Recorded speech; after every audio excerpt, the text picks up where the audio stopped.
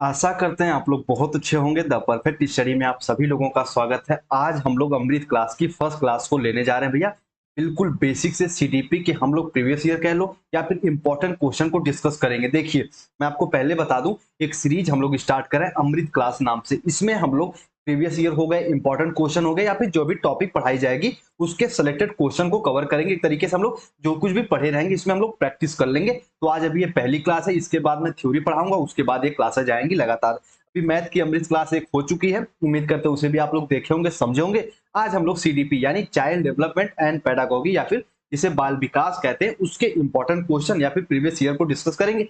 एक एक क्वेश्चन को मैं समझाऊंगा, तो बस आपसे छोटी सी रिक्वेस्ट है कि पूरी क्लास को बहुत ध्यान से बहुत शांति से देखिएगा। सिर्फ अपने आंसर को कमेंट करिएगा जो आपको आंसर आ रहे हो, वरना एक्सप्लेनेशन को अच्छे से समझिएगा। देखिए, सीटेट में जो होता है क्वेश्चन का पैटर्न नहीं बदलता, लेकिन क्वेश्चन रिपीट होने के चांस कम रहते हैं। एक तरीके से बस क्वेश्चन के कॉन्सेप्ट अगर समझे रहेंगे तो आप ज्यादा से ज्यादा प्रश्नों को सॉल्व कर ले जाएंगे। आइए एक एक प्रश्न को देखेंगे। छोटी सी रिक्वेस्ट है कि अपने साथ एक पेन और एक कॉपी जरूर रखिएगा। अपने साथ एक पेन और एक कॉपी रखिएगा। जो इंपॉर्टेंट बातें मैं बताऊंगा, जो इंपॉर्टेंट टॉपिक लिखवाऊंगा, उसको लिखते जाइएगा, आपको बहुत ज्यादा हेल्प मिलेगा। आइए फर्स्ट क्वेश्चन की तरफ चलते। बहुत ईमानदारी से, बहुत पेशेंस से एक एक क्वेश्चन का भैया आप लोग जवाब दीजिएगा, समझिएगा, आपके सारे डाउट क्लियर हो जाएंगे। चलिए, आइए फर्स्ट क्वेश्चन आपके सामने है, ठीक है। आपको हर क्वेश्चन के लिए मैं 5 सेकंड का समय दूंगा, या जब तक मैं क्वेश्चन पढ़ूंगा आप लोग उसके आंसर कमेंट में करिएगा, बाकी मैं आंसर तो बताऊंगा। देखिए, फर्स्ट क्वेश्चन आपके सामने, निम्नलिखित में से कौन सा एक संवेग है। 2000 भैया 11 का प्रश्न है ये, सीटेट की 2011 का प्रश्न है। देख लो पैटर्न क्या होता क्वेश्चन का। निम्नलिखित में से कौन सा एक संवेग है, ठीक है। अच्छा ये बताइए, अभी संवेग से रिलेटेड मैं कुछ बातें बताऊंगा। पहले ऑप्शन देखिए, फर्स्ट है मेमोरी, उसके बाद अटेंशन यानी ध्यान, उसके बाद सी ऑप्शन है डर, उसके बाद उत्तेजना। देखिए, आपकी जो स्मृति है ना, ये संवेग नहीं है। ध्यान देना संवेग नहीं है, तो संवेग क्या है? मैकडूगल साहब ने क्या बताया था? तो भैया वो फियर, वो डर है। तो option number C for Chennai सही हो जाएगा। थोड़ा सा मेरे भाई संवेग से रिलेटेड चीज जान जाओ। देखो, आपके एक महान मनोवैज्ञानिक हुए वुडवर्ड साहब। वुडवर्ड साहब ये क्या कहते हैं संवेग के बारे में, कहीं लिख रहे हो तो लिख लेना मेरी बात को, बहुत ध्यान से मैं बातें बताने जा रहा हूं।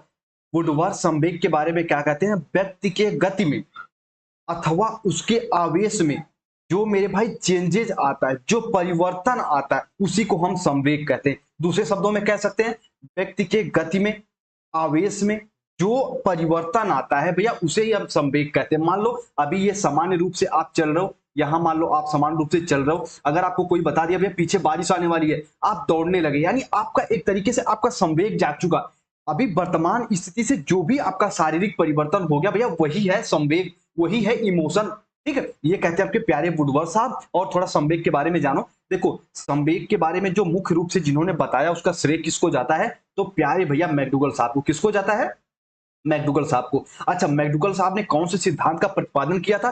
तो कहीं लिख रहे हो तो लिख लीजिएगा बहुत ध्यान से। मूल प्रवृत्ति, मूल प्रवृत्ति सिद्धांत। मूल प्रवृत्ति सिद्धांत किसने दिया था? तो तुरंत कहोगे सर मैकडूगल साहब ने। किसने दिया था? मैकडूगल साहब ने। मूल प्रवृत्ति सिद्धांत किसने दिया था? तो मैकडूगल साहब। अच्छा, इसी मूल प्रवृत्ति सिद्धांत को इन्होंने भैया 14 मूल प्रवृत्तियों को बताया था। 14 मूल प्रवृत्तियां, और यही 14 मूल प्रवृत्तियां आगे जाके 14 इमोशन में बदल गई, यानी 14 इमोशन 14 संवेग होते हैं। बताइए इतना समझ में आया कि नहीं आया? अगर कहीं नोट करें कर लीजिएगा। मैकडूगल साहब ने, अच्छा ये सिद्धांत कब दिया था? तो मैकडूगल साहब ने जो ये सिद्धांत दिया था 1908 में। 1908 में मूल प्रवृत्ति सिद्धांत दिए थे, और उसमें बताए थे भैया 14 प्रकार की जो होते हैं मूल प्रवृत्तियां होती हैं, उन्हीं से रिलेट करते हुए 14 संवेग होते हैं, ठीक है। जब संवेग वाली क्लास पढ़ाऊंगा सीटेट की, तो और डिटेल में इसको हम लोग डिस्कस करेंगे। तो बताइए फर्स्ट क्वेश्चन समझ में आया कि नहीं आया? इसका ऑप्शन हो जाएगा डर। डर जो है भैया एक प्रकार का संवेग है, ठीक है। पलायन के कारण जो संवेग डर उत्पन्न होता है, तो एक प्रकार का संवेग है ये। आइए अगले क्वेश्चन पे चलते हैं। देखिए बहुत ध्यान से, मैं हमेशा पहले कुछ बातें बता दूं, हमेशा द परफेक्ट स्टडी और मैं अपनी पर्सनली बात कर रहा हूं भैया, हमेशा मैं जो आपका कॉन्सेप्ट डेवलप करने पे जोर दूंगा। क्योंकि सीटेट में क्या होता, अगर आपका कॉन्सेप्ट, आपकी किसी भी प्रश्न को लेकर मानसिकता बिल्कुल क्लियर है, बिल्कुल आपका कॉन्सेप्ट क्लियर है, तो आप क्वेश्चन को बड़े आराम से टिक कर ले जाओगे, ठीक है। आइए ये प्रश्न फर्स्ट सेमेस्टर से रिलेट करते हुए जो बच्चे मेरे साथ जुड़े होंगे बहुत आसानी से इसका उत्तर देंगे। चलिए 5 सेकंड का समय है। लेव वाइगोस्की के अनुसार अधिगम है, महान लेव वाइगोस्की के अनुसार अधिगम क्या है? व्यक्तिगत गतिविधि, एक निष्क्रिय गतिविधि, एक अनुबंधित गतिविधि, एक सामाजिक गतिविधि। देखो, जब लेव वाइगोस्की का नाम आया ना भैया, लेव जिसे धान में रोपाते तो लेव लगता है ना, तो इनको समझो लेव। लेव हो गए, और एक हो गए भैया अपने पियाजे, देखो ध्यान से समझना, पियाजे कहते हैं बच्चा ज्ञान का निर्माण स्वयं करता है। कौन करता है? स्वयं। लेकिन ये कहते हैं नहीं नहीं, ज्ञान का निर्माण भैया वो समाज से करता है। तो यह एक सामाजिक गतिविधि है। अधिगम सीखना एक सामाजिक गतिविधि किसने कहा था? तो प्यारे प्यारे लेव Vygotsky, option number D for Denmark सही हो जाएगा। ठीक है, चलिए यहाँ तक क्लियर। आइए अगले प्रश्न पे हम लोग चलते हैं। Very very important question. एक बार क्वेश्चन से आप रूबरू हो जाइए, फिर आपको चीजें समझ में आएगी। और जल्दी ही मैं हिंदी के जो है आपके जो कि हिंदी के जो गद्यांश पद्यांश है उनको सॉल्व करना बताऊंगा। जो इंपॉर्टेंट टॉपिक है सीटेट में उनको भी हम लोग कवर कर लेंगे। कहने का मतलब है फुल तैयारी, ये छोटा सा प्लेटफॉर्म आपको कराएगा। तो भैया बहुत ध्यान से बस जुड़े रहिए पेशेंस के साथ, और आपका सीटेट आपके हाथ में होगा। आइए, कोहलबर्ग ने प्रस्तुत किया था, कोहलबर्ग ने कौन से सिद्धांत दिए थे? साफ साफ कहने का मतलब है, ठीक है, संगठनात्मक विकास के चरण। संगठनात्मक विकास कितने दिया था? तो भैया आपके लेओ वाइगोस्की और जीन, और भैया आपके कौन? जीन पियाजे। जीन पियाजे ये संगठनात्मक विकास के बारे में बताए थे।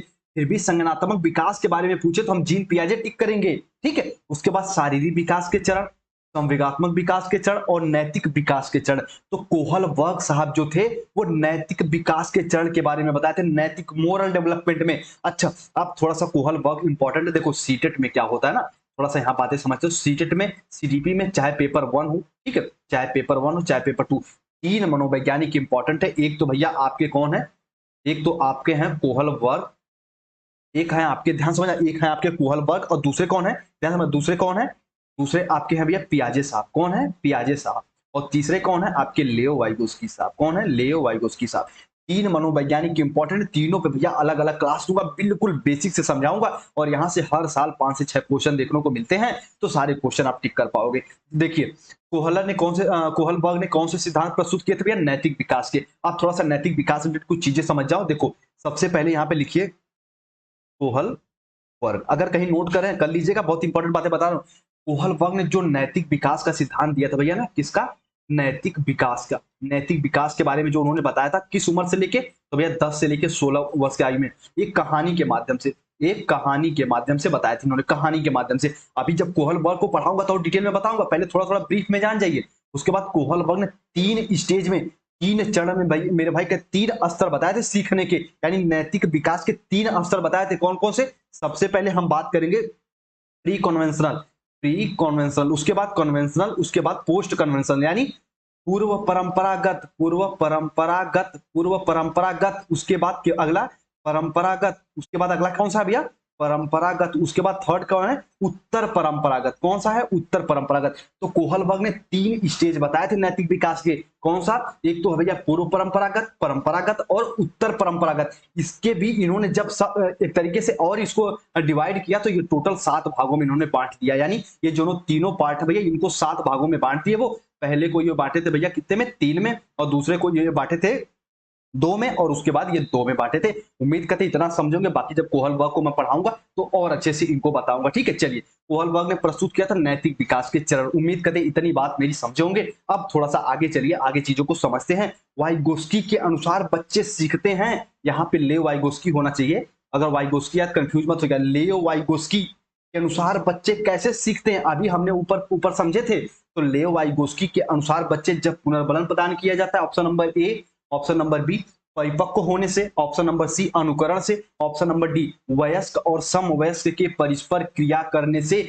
देखिए, हम सबको पता है वाइगोस्की कहते हैं भैया जो कुछ भी बालक सीखता है अपने सामाजिक वातावरण से, सामाजिक वातावरण से। ठीक है, तो सामाजिक वातावरण से, तो भैया देखो वयस्कों, अपने से बड़ों, समवयस्कों, अपने साथ के छात्रों, पीयर ग्रुप के साथ जो परस्पर क्रिया करता है उससे बालक सीखता है। यही कहते हैं हमारे प्यारे लेओ वाइगोस्की साहब। बताओ ये क्वेश्चन समझ में आया कि नहीं आया? तो इसका सही उत्तर जाएगा डी फॉर डेनमार्क। ठीक है, चलो उम्मीद करते मेरी सारी बात को समझोगे। देख लीजिए क्वेश्चन का पैटर्न क्या रहता है पूछने का। चलिए अगला प्रश्न बड़ा प्यारा सा प्रश्न है, समझने वाला प्रश्न है, इसको स्टार लगा दीजिएगा। ठीक है, जितने बच्चे हैं इसको स्टार लगाइएगा। प्रश्न क्या करा है? समावेशी शिक्षा के सिद्धांत पर आधारित है, इनमें से कौन सा भैया कथन जो है, एक तरीके से कौन सा ऑप्शन समावेशी शिक्षा पर आधारित है? सामाजिक संतुलन में भी हो सकता है, समता एवं समान अवसर ये भी हो सकते हैं, सामाजिक और वास्तविक एवं सामाजिक एवं अस्तित्व वैश्वीकरण ये भी हो सकते हैं, विश्व बंधुता। सबसे सटीक उत्तर बताइए किसके साथ जाएगा? कमेंट सेक्शन में कमेंट करिए जितने बच्चे यहाँ पे हैं। ठीक है, चलिए तो 5 नंबर का जो मेरे भाई क्वेश्चन है, समावेशी शिक्षा का अर्थ समझिए। समावेशी शिक्षा का अगर एक अर्थों में कहें, आपके थर्ड सेमेस्टर में पढ़ना भी है समावेशी शिक्षा को, जल्दी मैं क्लास स्टार्ट करने वाला हूँ, पेड क्लास। तो क्या होगा समावेशी शिक्षा में, देखो ध्यान से समझना। समावेशी शिक्षा कहती है भैया किसी व्यक्ति को बिना किसी भेदभाव के, बिना दोहरी दृष्टिकोण उत्पन्न किए बिना एक समान भैया शिक्षा दी जाए, वही समावेशी शिक्षा होती है। किसी बालक को या वर्ग से या फिर किसी भी समाज से, किसी भी सोसाइटी से आ रहा है, बिना भेदभाव किए अगर उसे हम शिक्षा दे रहे हैं तो वो समावेशी शिक्षा के अंतर्गत आएगा। तो बी फॉर भैया बनाना इसका सही उत्तर हो जाएगा। समता एवं समान अवसर समावेशी शिक्षा के सिद्धांत पर आधारित है। ठीक है, उम्मीद करते हैं फिफ्थ क्वेश्चन को अच्छे से समझे होंगे। देखिए, सीटेट हमेशा बेस्ट का चुनाव करता है। सीटेट जो एग्जाम होता है, ऑप्शन सबसे बेस्ट ऑप्शन कौन है उसका चुनाव करता है। और हमेशा इसमें नेगेटिव अप्रोच कभी मत रखना। ठीक है, बस क्वेश्चन पढ़ते हुए आंसर टिक करना पूरे क्वेश्चन को पढ़ने के बाद। अगला प्रश्न देखिए, वेरी वेरी इंपॉर्टेंट प्रश्न है। निम्नलिखित में से कौन बच्चे के समाजीकरण का एक महत्वपूर्ण भूमिका अदा करता है? स्टार लगा लीजिए। ठीक है, कमेंट सेक्शन में कमेंट करिए। कमेंट सेक्शन में कमेंट करिए, निम्नलिखित में से कौन बच्चे के समाजीकरण में एक महत्वपूर्ण भूमिका अदा करता है? मीडिया। ऑप्शन नंबर ए मीडिया हो गया, सेकंड ऑप्शन हो गया विद्यालय, थर्ड ऑप्शन फैमिली और फोर्थ ऑप्शन पास पड़ोस हो गया। बताइए। ठीक है, देखिए अगर इस टाइप का क्वेश्चन आएगा ना तो ये आपको यहाँ पे और ऑप्शन देंगे। ठीक है, इतना चारों ऑप्शन दे देंगे, बाकी जो कर देंगे ये वाले ऑप्शन में फर्स्ट, फर्स्ट एवं सेकेंड। बी ऑप्शन में हो जाएगा फर्स्ट एवं सेकेंड, उसके बाद थर्ड, उसके बाद फोर्थ। इस तरीके का ऑप्शन आएगा जिसमें चारों सही होंगे। देखिए, सामाजिकरण में भैया मीडिया भी अपना रोल निभाता है। ध्यान समझना कैसे मीडिया अपना रोल निभाता है, पहले इसको समझा देता हूं। ठीक है, एक क्वेश्चन समझाने वाला है। देखिए, मीडिया कैसे अपना रोल निभाता है, पहले मेरी बात को समझिएगा। देखिए, यहाँ पे मान लो यहाँ पे एक टीवी है, अगर बच्चे जो कुछ भी टीवी में टेलीविजन में देखेंगे, समाचार पत्र गेम सेम जो भी फिल्म मूवी देखते हैं, तो भैया उसी प्रकार से उनका व्यवहार डेवलप होता है। तो जो मीडिया होती है वो भी समाजीकरण में एक तरीके सोशलाइजेशन में इनका भी इंपॉर्टेंट रोल होता है। विद्यालय का तो होता ही होता है। हमारे परिवार, परिवार में दो आएंगे, माता पिता और परिवार के लोग, तो ये भी भैया बच्चे के समाजीकरण में मुख्य भूमिका अदा करते हैं। पास पड़ोस, बच्चे जो भी भैया अच्छी बातें भी, गाली गलौज भी, जितनी भी प्रकार की बातें वो पास पड़ोस वाले भी सिखाइए देते हैं। तो ये भी अपनी भूमिका इंपॉर्टेंट इसमें निभाते हैं। तो चारों ऑप्शन सही हो जाएगा। ठीक है, तो इस तरीके से इसका मेरे भाई स्टार लगा लीजिए। अगर इस टाइप का प्रश्न आएगा तो यहाँ पे चारों वाला ऑप्शन सही होगा। ठीक है, चलिए उम्मीद करते हैं मेरी बात को समझेंगे। अगला प्रश्न समझिए, वेरी वेरी इंपॉर्टेंट प्रश्न अगला है।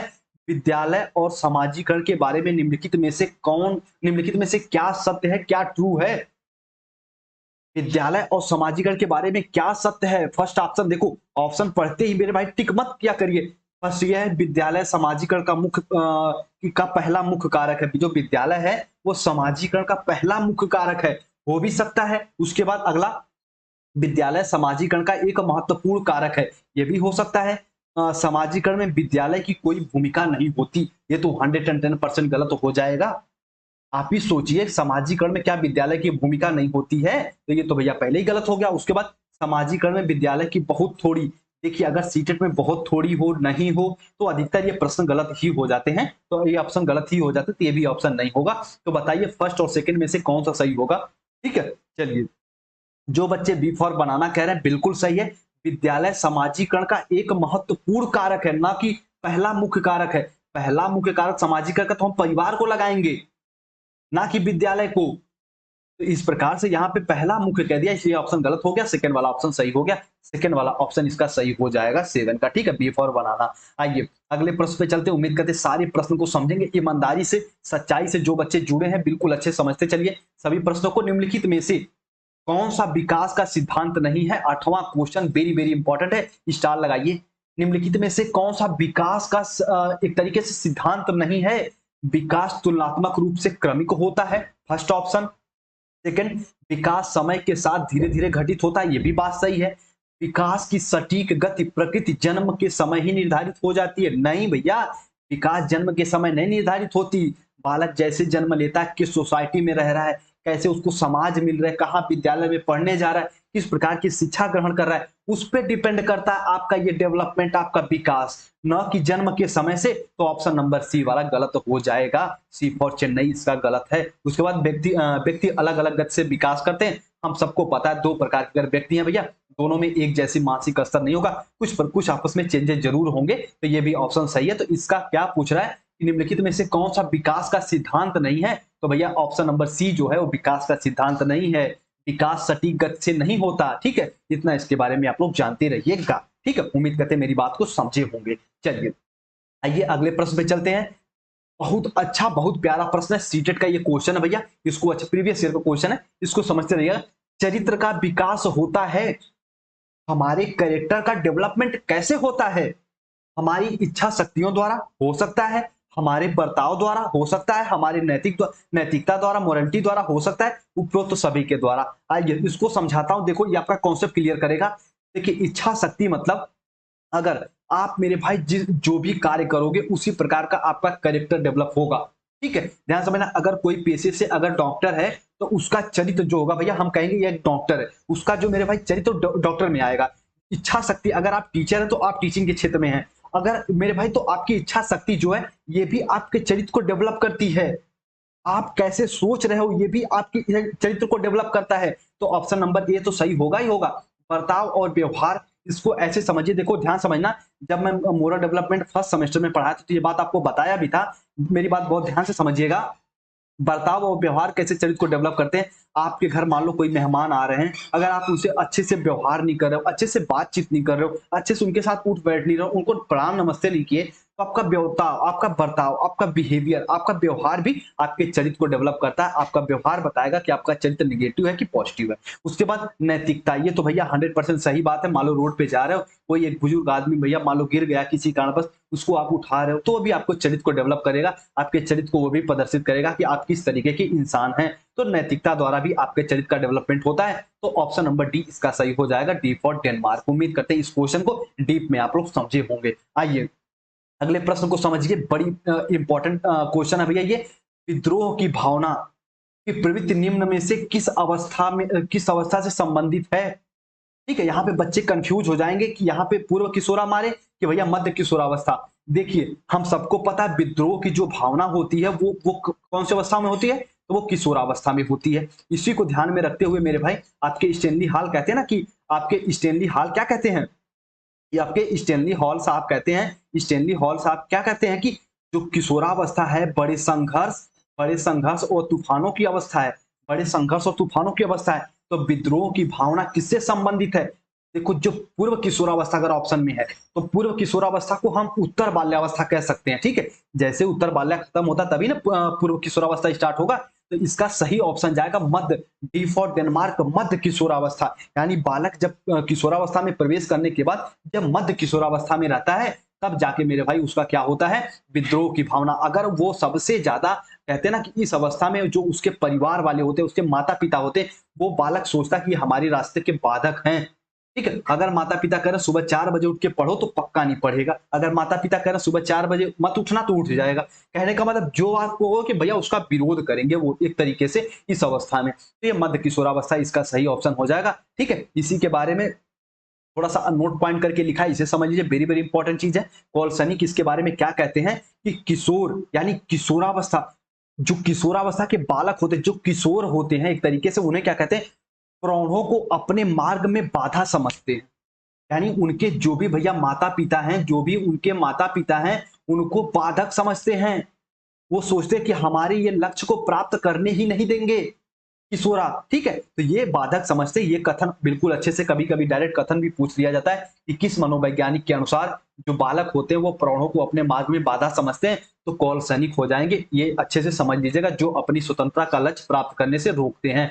वो समझते हैं कि हम जो भी कार्य करना चाहते हैं वो हमारे माता पिता, हमारे परिवार वाले रोक रहे हैं, लेकिन ऐसा नहीं होता। वो उनको सही डायरेक्शन में ले जाते हैं। ये अब जाके ये चीजें हम लोग को पता चल रही, ठीक है। चलिए तो उम्मीद करते हैं ये क्वेश्चन आप लोग समझे होंगे। 10 नंबर का क्वेश्चन, ऑप्शन नंबर डी इसका सही हो जाएगा, ठीक है। अगर यहाँ पे पूर्व किशोरा मध्य किशोरा नहीं रहता, सिर्फ किशोरा रहता तो आप किशोरावस्था को टिक कर देते। चलिए उम्मीद करते हैं मेरी बात को समझेंगे। अब अगले प्रश्न को समझिए, बड़ा इंपॉर्टेंट प्रश्न है, पूरे मनोविज्ञान के इतिहास को बताएगा। वर्तमान में मनोविज्ञान है, जो वर्तमान में मनोविज्ञान क्या है भैया, तो ऑप्शन नंबर आपके सामने है। इसका आंसर आप कमेंट सेक्शन में कमेंट करिए, ठीक है। चलिए इसका जो है कि आप आंसर में कमेंट सेक्शन में कमेंट करिए कि वर्तमान में मनोविज्ञान क्या है, ठीक है। वर्तमान में मनोविज्ञान क्या है, इसका कमेंट सेक्शन में कमेंट करिए जल्दी। ऑप्शन नंबर ए है मस्तिष्क का विज्ञान, ऑप्शन नंबर बी है चेतन का विज्ञान, ऑप्शन नंबर सी है आत्म का विज्ञान। बहुत प्यारा क्वेश्चन है। और डी नंबर है व्यवहार का विज्ञान। बताइए, ठीक है, व्यवहार का विज्ञान। चलो इसका आप सही सही बताइए। तो देखो इसको समझने के लिए अभी अभी इसको आगे मैं नोट करके लिखा हूं, ताकि यहाँ पे थोड़ा सा और समझिए। इस प्रकार का एक त्रिभुज बनाइए। इसमें फर्स्ट ऑप्शन आप क्या लिखेंगे, ध्यान समझना। फर्स्ट आप लिखेंगे आत्मा, फर्स्ट आप लिखेंगे आत्मा। पहले जो भैया मनोविज्ञान था वो आत्मा माना जाता था, आत्मा का अध्ययन यानी मनोविज्ञान इसको माना जाता था। उसके बाद क्या हुआ, मन, उसके बाद हमारे मन के अध्ययन को, उसके बाद हमारे चेतन को, उसके बाद हमारे चेतन को, और वर्तमान में क्या हो गया, हमारे व्यवहार को।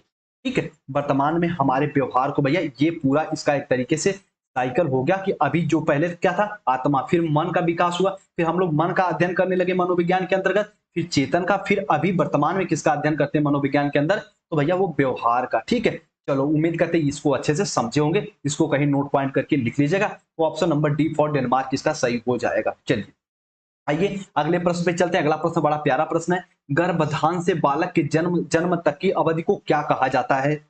ठीक है, जब बच्चा गर्भ धारण करता है और जब तक उसका जन्म नहीं हो जाता, यानी लगभग 9 महीने के आसपास, तो उस समय को क्या कहा जाता है। किशोरावस्था ये तो बिल्कुल भी नहीं होगा, बचपना भी, वयस्कता भी नहीं होगा। तो प्रसव पूर्व कैसे, जब मान लो कोई माता, कोई बहन, कोई कोई बेटी अगर बच्चे को जन्म देती, तो कैसे हम लोग कहते हैं कि अभी उनको प्रसव पीड़ा उत्पन्न हुई है, यानी प्रसव पूर्व काल, यानी मेरे भाई वो जब से गर्भ धारण किया है जन्म तक की अवधि को प्रसव पूर्व काल कहते हैं। इसको भी हम लोग 3 भागों में बांटते हैं। वो कौन कौन सा 3 भाग है भैया, डिंबावस्था, पिंडावस्था और भ्रूणावस्था। ठीक है, उम्मीद करते हैं इसको कहीं नोट करके लिख लीजिएगा। वैसे ये पूछता नहीं है, लेकिन इसको थोड़ा सा नॉलेज के लिए आप लोग लिख सकते हैं। ठीक है, चलिए प्रसव पूर्व काल को 3 काल खंडों में बांटा जाता है। तो ऑप्शन नंबर इसका बी, ऑप्शन नंबर इसका सी सही हो जाएगा। यहाँ पे होना चाहिए, पर ये इसका ये सही हो जाएगा। ठीक है, चलिए उसके बाद अगले प्रश्न को समझिए। बड़ा प्यारा प्रश्न है, बस प्रश्नों को समझते चलिए। ठीक है, जितने बच्चे जुड़े प्रश्नों को समझते चलिए। मानव का विकास प्रारंभ होता है, ऑप्शन नंबर ये है गर्भावस्था, उत्तर बाल्यावस्था, पूर्व बाल्यावस्था, शैशवावस्था। देखिए यहाँ पे पूछा है मानव का विकास। अब आप जब आप फर्स्ट क्लास पढ़ेंगे कि यहाँ पे सीटेट की, तो वृद्धि और विकास ही पढ़ेंगे। तो विकास जो होता है ना, इसमें मेरे भाई वृद्धि भी शामिल होती है, इसमें वृद्धि भी शामिल होती है और परिपक्वता भी शामिल होती है। कौन सा होता है, परिपक्वता भी शामिल होती है, मैच्योरिटी भी शामिल होती है। तो मानव का विकास यहाँ पे कह रहा है। ठीक है, यहाँ पे शारीरिक विकास या फिर मानसिक विकास नहीं कह रहा, सिर्फ कह रहा है मानव का विकास कब से प्रारंभ होता है। तो हमको पता है जो विकास होता है वो गर्भावस्था से ही प्रारंभ हो जाता है। ठीक है, तो गर्भावस्था से ही प्रारंभ होता है। ऑप्शन ए फॉर अमेरिका सही हो जाएगा। ठीक है, चलिए ऑप्शन नंबर ए इसका सही हो जाएगा। चलिए आइए अगले प्रश्न में चलते हैं। ठीक है, 2-4 प्रश्न और है, बस इनको समझ लीजिए। ठीक है, अभी आपका जिनका एक एग्जाम और बचा है एमएसडीयू वाले बच्चों का, और घबराइए मत, उसके बाद हम लोग क्लास को रेगुलर बेस पे स्टार्ट करेंगे। ठीक है, चलिए अगले प्रश्न को देख लिए। 40 नंबर का प्रश्न, अपने विद्यार्थियों को समझने के लिए एक शिक्षक में अच्छी जानकारी होनी चाहिए किसकी।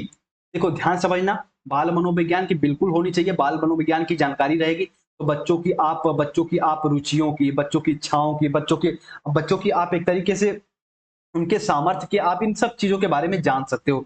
उसके बाद बच्चों को समझने की प्रवृत्ति बिल्कुल होनी चाहिए। उसके बाद अगला प्रश्न है, अगला ऑप्शन है विषय वस्तु के प्रति विद्यार्थियों की मत की, इसकी समझ होनी चाहिए। तो उपरोक्त भैया डी इसका सही हो जाएगा, डी फॉर डेनमार्क। ठीक है, तो ऑप्शन नंबर डी इसका सही हो जाएगा 14 का, कि एक जो कि विद्यार्थी को समझने के लिए एक शिक्षक में अच्छी जानकारी इन तीनों ऑप्शन की होनी चाहिए, तभी अपने स्टूडेंटों को अच्छे से समझ पाएगा। ठीक है, उम्मीद करते इसको समझोगे। देखो विषय वस्तु के प्रति विद्यार्थी का मत, आप क्लास में आप पढ़ाने जा रहे हो, अगर बच्चों से पूछो ही ना कि बच्चे हम आपको क्या पढ़ाएं, क्योंकि आज के समय में शिक्षा बाल केंद्रित है, बालकों के अनुसार आपको पढ़ाना है, तो बालकों के विषय के प्रति मत भी होना अनिवार्य है, तभी आप अच्छे से क्लास में बच्चों को पढ़ा सकते हैं उनकी रुचि के अनुसार। तो ऑप्शन नंबर इसका डी सही हो जाएगा। चलिए आइए अगले प्रश्न को समझते हैं। निम्नलिखित में से कौन सा विकास का सिद्धांत नहीं है, इसको स्टार लगा लीजिए, इसको स्टार लगा लीजिए। वेरी वेरी इंपॉर्टेंट क्वेश्चन है, अच्छे से नहीं समझेंगे तो समझ में नहीं आना। देखो कह रहा है विकास का कौन सा सिद्धांत नहीं है। विकास अनुवांशिकता और पर्यावरण दोनों के द्वारा प्रभावित होता है। 110% ये विकास की एक तरीके से कैरेक्टरिस्टिक्स, एक तरीके से उसका सिद्धांत है। विकास को अनुवांशिकता और हमारे इन्वायरमेंट, हमारे पर्यावरण दोनों प्रभावित करते हैं। तो ये तो ऑप्शन होगा, ये विकास का सिद्धांत है। इसमें पूछ रहा है कौन सा इसमें नहीं है। ठीक है, उसके बाद अगला, विकास सार्वभौमिक है तथा संस्कृत के संदर्भ में इसे प्रभावित नहीं करते। ये ऑप्शन शायद गलत हो जाएगा। विकास जीवन प्रयत्न चलता है, ये हम जानते हैं। विकास परिवर्तन होता रहता है, एक तरीके से विकास परिवर्तित तो होता रहता है, एक तरीके से विकास चेंज भी होता रहता है। Option number B for banana इसका मेरे भाई गलत हो जाएगा कि विकास सार्वभौमिक है, संस्कृत संदर्भ में इसे प्रभावित नहीं करते। ऐसे इसे समझाऊंगा भैया, कभी नहीं भूलेंगे, ध्यान समझना। देखो विकास सार्वभौमिक है कैसे, मैं एक बार बता रहा हूं कि विकास का सिद्धांत ये नहीं है। देखो ध्यान समझना, मान लो कोई बालक यहाँ पे, अगर मान लो कोई बालक भारत का है, ठीक है, कोई बालक यहाँ पे भारत है, भारत का, कोई बालक अमेरिका। अब भैया भारत के जो बालक है इसका कल्चरल डेवलप, इसका सांस्कृतिक विकास अलग हुआ है, लेकिन अमेरिका के बालक का भैया सांस्कृतिक विकास अलग हुआ है। तो जो संस्कृत होती है वो चेंज होता रहता है। अभी चले जाओ आप दक्षिण अफ्रीका के बालकों को देखोगे तो उनका उनका डेवलपमेंट अलग तरीके से हुआ। तो विकास सार्वभौमिक नहीं होता, ठीक है। विकास को भैया संस्कृत, अलग अलग संस्कृत इसको प्रभावित करती हैं, ठीक है। तो ये इसका ऑप्शन नंबर मेरे भाई, ये जो कि इसका विकास का सिद्धांत नहीं है, तो ऑप्शन नंबर इसका बी सही हो जाएगा, ठीक है। उम्मीद करते इसको अच्छे से समझे होंगे। अब थोड़ा सा अगला प्रश्न, इसको भी स्टार्ट कर लीजिए, अच्छा सा प्रश्न है।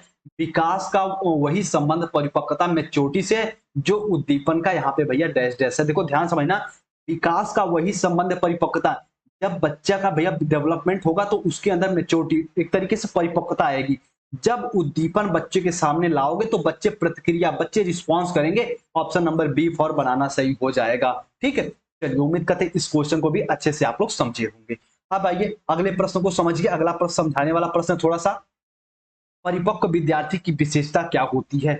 एक परिपक्व विद्यार्थी की विशेषता क्या होती है, ऐसे प्रश्न में सभी ऑप्शन सही होते हैं, लेकिन उसमें सबसे बेस्ट का चुनाव करना रहता है। इस बात में विश्वास करते हैं कि उनके अध्ययन में भावनाओं का कोई स्थान नहीं है। ये तो भैया नहीं वाला प्रश्न, ये तो 100% गलत हो जाएगा।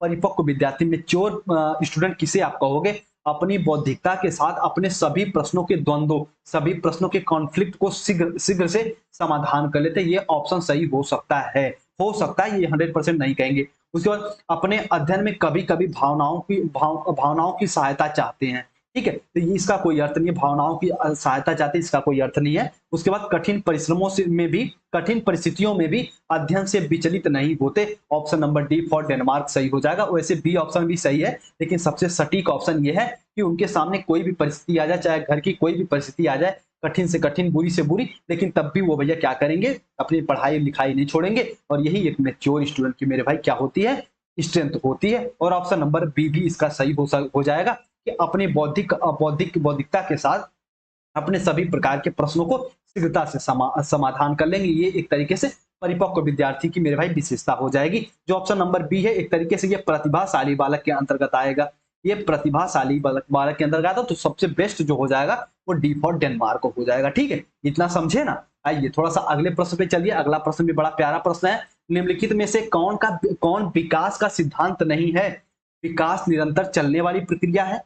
100% भैया बात सही है। विकास जो निरंतर चलता ही रहता है जब तक मृत्यु ना हो जाए, बल्कि वृद्धि जो होती है वो एक समय के बाद रुक जाती है। देखिए अभी थोड़ा सा वृद्धि को अगर बताना चाहे ना, तो वृद्धि भी दो रूपों में होती है। एक वृद्धि भी विकास होता है वृद्धि में, और एक इसका क्षय होता है, नष्ट होता है, एक इसका क्षय होता है। जब हम देखो दोनों साथ साथ चलते हैं, लेकिन प्रारंभिक अवस्था में जो क्षय होता है वो नगण्य मात्र होता है, नाम मात्र होता है, लेकिन वृद्धावस्था में क्षय ज्यादा हो जाता है। इसको ऐसे नहीं समझोगे, ऐसे समझिए, अगर आप पैदा हुए तो उसी समय लोग कहते हैं ना, इस उम्र अब घटना शुरू हो गई, तो जब से पैदा हुए आपका क्षय भी स्टार्ट है, लेकिन ये थोड़ा सा एक एज के बाद इसका ज्यादा हो जाता है। तो कहने का मतलब ये अदर टॉपिक है, इसको थोड़ा सा स्पिरिचुअल समझेंगे तब समझ पाएंगे। बाकी उसको यहाँ पे स्किप करिए, इसको समझिए। निम्नलिखित में से कौन सा विकास का सिद्धांत नहीं है, यह निरंतर चलने वाली प्रक्रिया है।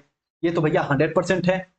विकास विकास की सभी प्रतिक्रियाएं अंतः संबंधित होती है। यानी अगर देखो मानसिक डेवलपमेंट होगा तो आपका कि एक तरीके से संवेगात्मक डेवलपमेंट भी हो जाएगा, इमोशनल डेवलपमेंट भी हो जाएगा, इसी प्रकार से आपका मोरल डेवलपमेंट भी हो जाएगा। तो जितनी भी प्रक्रियाएं वो अंतर संबंधित होती है, एक दूसरे से रिलेट करते हुए रहती हैं। ऑप्शन नंबर बी भी इसका सही हो जाएगा। उसके बाद जो विकास के सभी की विकास दर समान होती है। विकास हमेशा एक रेखीय होता है। मेरी बात ध्यान से सुनना। देखो जो आपका ये कह रहा ना, इस क्वेश्चन में समझिएगा बहुत ध्यान से, बहुत पेशेंस से। विकास हमेशा एक रेखीय होता है, नहीं, विकास सीधी रेखा में नहीं चलता, बल्कि विकास मेरे भाई कभी कम कभी ज्यादा, कभी कम कभी ज्यादा। आप क्या होता है, देखो शुरुआती अवस्था में जल्दी कोई चीज जल्दी ग्रहण करते हो। एक तरीके से विकास को अगर वृद्धि से लेके समझो तो इस बात को समझ सकते हो। शुरुआत में आपका ग्रोथ बहुत जल्दी होता है, लेकिन आप बाल्यावस्था में जो भी ग्रोथ हुआ उसमें मैच्योरिटी आएगी, उसमें परिपक्वता आएगी। फिर आपका किशोरावस्था में आपका डेवलपमेंट जल्दी होगा। तो कभी तेज, कभी कम, कभी तेज। तो ये एक सीधी रेखा में नहीं होता। ऑप्शन नंबर डी भी गलत हो जाएगा। अब आया विकास की दर समान होती है। सभी विकास की दर समान होती है भैया, इसको अच्छे से समझना। ये विकास का सिद्धांत नहीं है। कैसे सभी सभी की विकास दर समान इसलिए नहीं होती, देखो ध्यान से समझना। इसको ऐसे समझना, मान लो यहाँ पे वही ऑप्शन है कि यहाँ पे अगर आप हो और यहाँ पे कोई मान लो कोई कोई और अन्य स्टेट का बालक है, मान लो यहाँ पे कोई, मान लो यहाँ पे कोई दक्षिण अफ्रीका का बालक है। तो जिस हिसाब से भैया आपका डेवलपमेंट हुआ है, जिस हिसाब से आपके मस्तिष्क का डेवलपमेंट हुआ है, जो दक्षिण अफ्रीका का उसका नहीं हुआ रहेगा। आपका कल्चरल जो कि डेवलपमेंट अलग है, उनका अलग है। तो विकास की जो दर होती है वो हर जगह समान नहीं होती।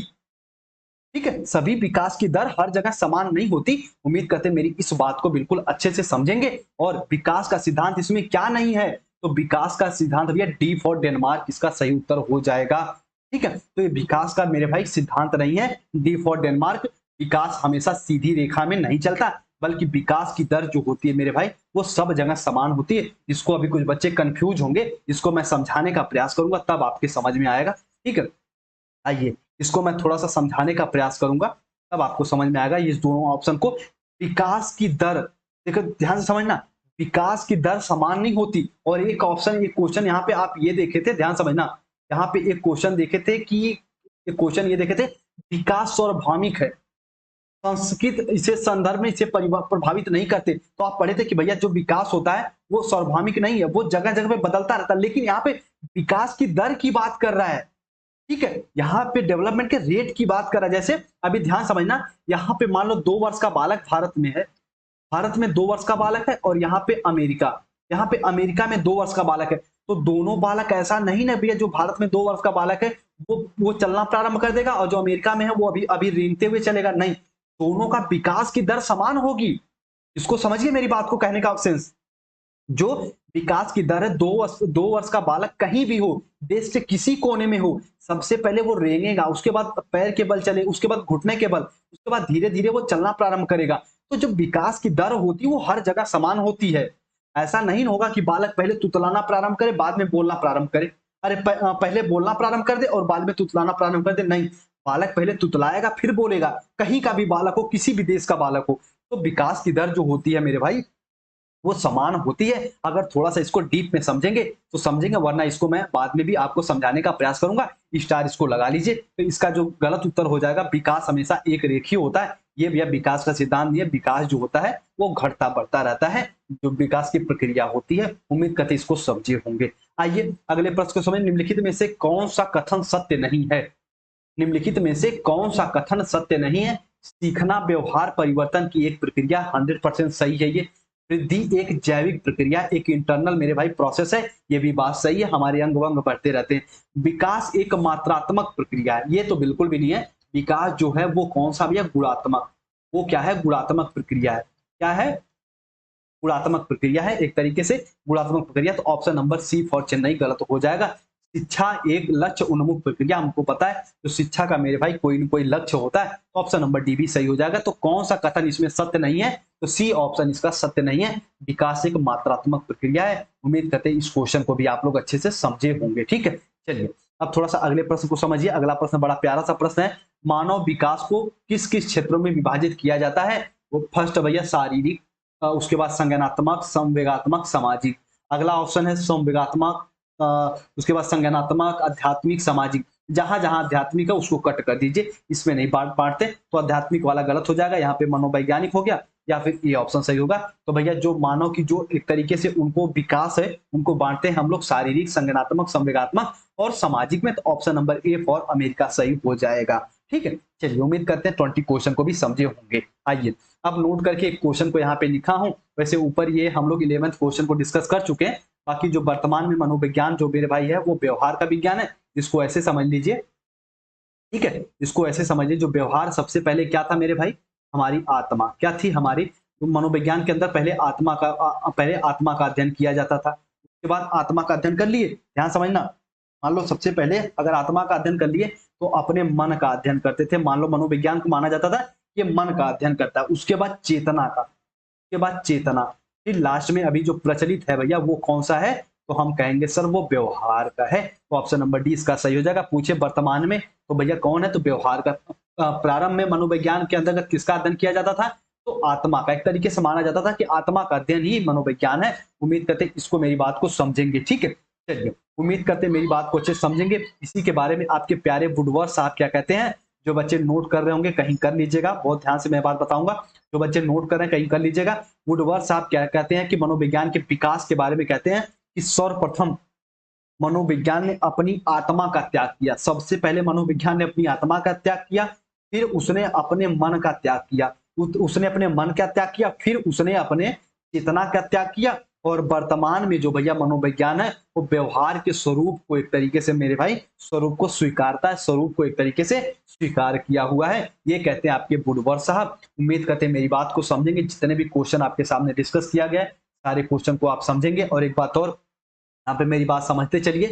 तो यदि आप सीटेट के मेरे भाई देखो, अभी यहाँ पे शायद मैं लेके आया भी हूँ, यहाँ पे समझ लीजिए। देखिए, यदि सीटेट के आप एक तरीके से की नोट्स कंप्लीट नोट्स पाना चाहते हैं तो फीस 99 रुपए है। और मेरी बात बहुत ध्यान से समझना, जो बच्चे द परफेक्ट स्टडी के साथ दिल से जुड़े हैं, ये समझिए कोई फीस नहीं है, एक सहयोग राशि आपसे ली जा रही है। द परफेक्ट स्टडी को सुचारू रूप से चलाने के लिए एक नाम मात्र एक सहयोग फीस है ये, ठीक है। कोई बहुत बड़ी फीस नहीं है मेरे भाई, ये सहयोग फीस है। तो और इस सहयोग फीस में आपको मिलेगा क्या क्या, तो कंप्लीट क्लास तो यूट्यूब पे फ्री में मैं आपको पढ़ाऊंगा इस सीटेट का पूरा।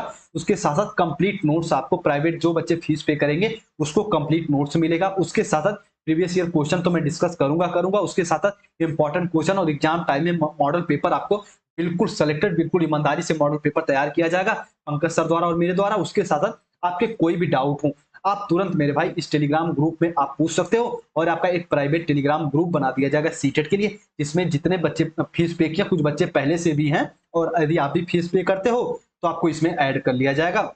और इसको अन्यथा मत लेना, ये सिर्फ ये जानिए कि फीस सिर्फ नाम मात्र रखी गई ताकि आप द परफेक्ट स्टडी को एक हेल्प कर पाओ, सुचारू रूप से चलाने में मदद कर पाए, बेहतर से बेहतर कंटेंट पाने में। तो भैया ये नॉर्मल सी फीस, इस नंबर पे आपको कांटेक्ट करना है, बाकी आपको ग्रुप में ऐड कर लिया जाएगा। और जब कोई भी आपके मन में क्वेरीज हो तो आप इस नंबर पे, पर्सनल नंबर पे आप कांटेक्ट कर सकते हो, व्हाट्सअप कर सकते हो, मैं आपका जवाब देने का प्रयास करूंगा, ठीक है। चलिए, जो बच्चे दिल के साथ जुड़े हैं वो इस बात को सार्थक वे में लेंगे, समझ भी रहे होंगे। और कुछ बच्चे बिना सवाल जवाब किए वो ग्रुप पे ज्वाइन भी हो गए हैं और पढ़ भी रहे हैं, ठीक है। चलिए, और उनको नोट्स वगैरह भी वहां पे थोड़ा बहुत मिला है, अभी और चीजें उनको जल्दी प्रोवाइड कर दी जाएंगी। अच्छा, मेरी बात ध्यान समझिए। देखो, अगर आप, मैं ये जानता हूं जो द परफेक्ट स्टडी पे मेरे साथ बीएड के साथ जुड़े हैं वो कुछ ना कुछ पर्सनल स्टूडेंट हैं। तो भैया अगर आप बिलीव के साथ अब तक जुड़े हो ना, तो कुछ कुछ महीनों और बिलीव करिए और आपके हाथ में आपके सीटेट का सर्टिफिकेट होगा। वादा है आपसे, आपके हाथ में सीटेट का सर्टिफिकेट होगा। बस भीड़ में खोना मत, ईमानदारी से डेडिकेट होकर बिल्कुल पढ़ते रहिए। जो चीजें प्रोवाइड की जा रही है, लगातार मैं क्लासेस चलाने वाला हूँ सीटेट का। और सिर्फ और सिर्फ आपके कॉन्सेप्ट, सिर्फ और सिर्फ आपके कॉन्सेप्ट पे मैं ध्यान दूंगा, कॉन्सेप्ट डेवलप कर लूंगा, क्वेश्चन अपने आप टिक करोगे, ठीक है। उम्मीद करते हैं मेरी बात को समझेंगे। अगर आप दोस्त यार आपके हैं तो भैया द परफेक्ट टीचर को उन तक जरूर पहुंचाइए। और हाँ, ये लाइक वाइक बटन कर दीजिए, सब्सक्राइब नहीं किए तो कर लीजिए ताकि थोड़ा सा मोटिवेशन मिलता है, ठीक है। और उसके बाद टेलीग्राम ग्रुप से भी जुड़ जाइए, यहाँ पे अपडेट मैं देता रहता हूँ। हमसे पर्सनली कुछ आप डिस्कस करना चाहते हैं तो इंस्टाग्राम से जुड़ सकते हैं, इसी क्लास के डिस्क्रिप्शन में सारी लिंक है, ठीक है। चलिए, उम्मीद करते हैं मेरी सारी बात को समझोगे। जो यहाँ तक जुड़े सबका बहुत बहुत धन्यवाद। उम्मीद करते हैं आप अपने सारे क्वेश्चन को देखे होंगे, समझे होंगे कि सीटेट में सीडीपी के किस तरीके से क्वेश्चन आते हैं। ये समझिए, अभी मैं सामान्य से विशिष्ट की तरफ चढ़ रहा हूँ, ये सामान्य क्वेश्चन लेके आया हूँ। बाकी हम लोग अमृत क्लास में अमृत क्लास में और भी क्लासेस को हम लोग कवर करेंगे। एक तरीके से सीरीज है जिसमें हम लोग इंपॉर्टेंट क्वेश्चन हो गए, प्रीवियस ईयर क्वेश्चन हो गए, उनको डिस्कस करेंगे अमृत क्लास में, ठीक है। उम्मीद करते हैं मेरी सारी बात को आप लोग समझे होंगे। और ये अमृत क्लास की सीडीपी की फर्स्ट क्लास थी, मैथ की क्लास हो गई, उसको भी कवर करिएगा। सभी को ढेर सारी शुभकामनाएं, खूब अच्छे से डेडिकेट होकर पढ़ते रहिए। किसी के बहकावे में, किसी की बातों में मत आइए कि अरे बीएड है, अरे सीटेट है, इसको ऐसे कर लो वैसे कर लो। नहीं भैया, बिना मेहनत के कुछ भी नहीं मिलने वाला, शॉर्टकट तरीका कोई नहीं है। तो मेहनत करते रहिए और द परफेक्ट स्टडी आप सबके साथ है। जितने भी बहनें बेटियां, जितने भी यहाँ पे छात्र छात्राएं हैं, सब लोग खूब अच्छे से खूब मन लगा के पढ़िए। और जो एक तरीके समाज में एक तरीके से परंपरा चल रही ना, अरे ये लड़की है, इसको क्या पढ़ाना, इसको तो शादी करो भेजो, वो आपको चैन आपको तोड़ना है। वो दिखाना, उनको उनके मुंह को बंद करना कि भैया नहीं, हम लड़की हैं, कुछ कर सकते हैं, हम लड़ सकते हैं। इस तरीके, इस भाव से आप अच्छे से तैयारी करिए, खूब मोटिवेट होकर पढ़िए। और जहां कोई डाउट लगता है, आपको पता है आपके सामने ये नंबर है, आपके सामने ये नंबर है, आप मेरे भाई तुरंत इस पे संपर्क कर सकते हैं, व्हाट्सअप कर सकते हैं और इंस्टाग्राम है, सब सारे कॉन्टेक्ट डिटेल आपके पास है, आप संपर्क कर सकते हैं, कोई डाउट है पूछ सकते हैं, ठीक है। चलिए सीटेट की जल्दी क्लास बिल्कुल रेगुलर स्टार्ट होगी, वृद्धि एवं विकास से हम लोग क्लास को स्टार्ट करेंगे और सभी को मेरे भाई जय हिंद जय भारत। चलो क्लास को ऑफ करते हैं, अपना सभी लोग ख्याल रखिए, ठीक है, चलिए।